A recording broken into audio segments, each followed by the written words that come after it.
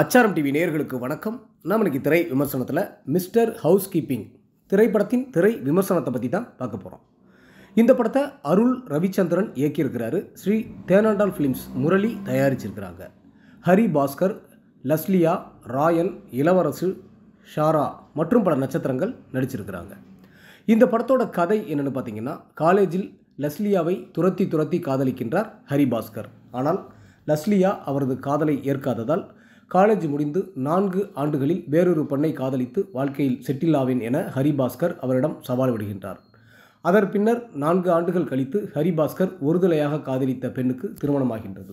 அதனை தாங்கிக் கொள்ள முடியாத ஹரி பாஸ்கர் தற்கொலைக்கு முயற்சிக்கின்றார். அவரை நண்பர் ஷாரா வெளியே அழைத்து செல்கின்றார்.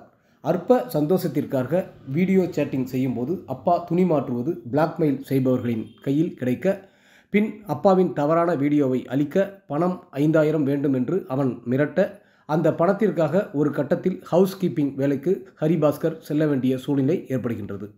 அவர் செல்லும் வீடு லஸ்லியாவுடையது என தெரிந்ததும் அதிர்ச்சி அடைகின்றார். தன் சூழ்நிலை கருதி ஹரி பாஸ்கர் லஸ்லியாவின் வீட்டில் வேலை செய்து லஸ்லியாவை காதலிக்க வைக்க முயற்சிக்கின்றார்.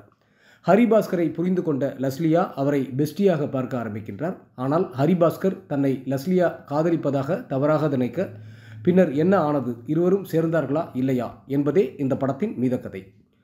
யூடியூப்பில் ஜம்ப் கட் சேனல் மூலம் பிரபலமான ஹரி பாஸ்கர் இந்த படத்தின் மூலம் ஹீரோவாக அறிமுகமாகியுள்ளார்.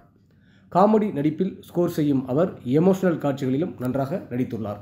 லஸ்லியா இசை என்ற கதாபாத்திரத்தில் சிறப்பாக நடித்துள்ளார். இளவரசுவும் உமா ராமச்சந்திரனும் குறை சொல்ல முடியாத அளவிற்கு யதார்த்த நடிப்பில் ஸ்கோர் செய்திருக்கிறார்கள். ஷாரா பல இடங்களில் ஒன்லைன் பஞ்ச் மூலம் சிரிக்க வைக்கின்றார். பிக் பாஸ் ராயன் தனது கதாபாத்திரத்தை சிறப்பாக செய்துள்ளார். மற்றும் இதில் நடித்திருக்கும் அனைவரும் அவரவர் கதாபாத்திரம் உணர்ந்து சிறப்பாக நடித்துள்ளனர். ஓஷோ வெங்கட்டின் இசையில் பாடல்களும் பின்னணி இசையும் ரசிக்க வைக்கின்றது. ஒளிப்பதிவு படத்திற்கு பெரிய பலமாக அமைந்துள்ளது. பக்காவான காமெடி கதையை, குடும்ப சென்டிமெண்ட் காட்சிகளை ஆங்காங்கே சரியாக தூவி அனைவரும் பார்க்கும்படியான ஒரு படமாக கொடுக்க முயற்சித்திருக்கிறார். சொல்ல வந்த கதையை நன்றாக திரைக்கதை அமைத்து இன்னும் ரசிக்கும்படி சொல்லியிருக்கலாம்.